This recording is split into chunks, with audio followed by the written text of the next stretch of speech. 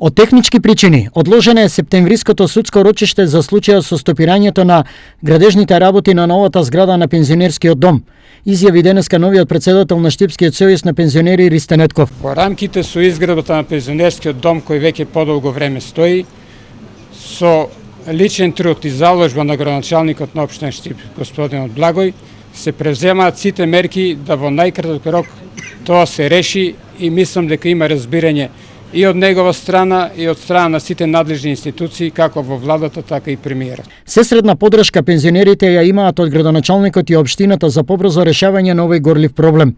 Потребно е внимателно расплеткување, некако што оценија заплетканиот правен јазол. Јас работам активно на решавање на овој проблем.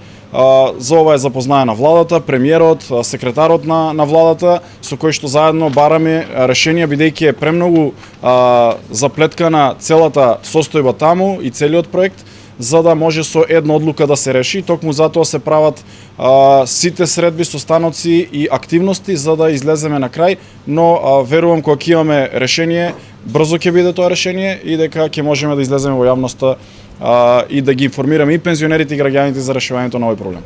Градбата на новиот објект на пензионерскиот дом започна во 2013 година. Корисната површина е маркирана на 950 метри квадратни со планирани 100 легла, а вредноста на проектот е 40 милиони денари. Инаку, во очи на денот на пензионерите 20 септември, денеска се одржа пригодна свеченост во пензионерскиот дом во Штип. Од свое и име на општината, денот им го честиташе штипскиот градоначалник Благој Бочварски. Во Штип се евидентирани 8500 пензионери, кои делуваат во 8 пензионерски клубови во градот.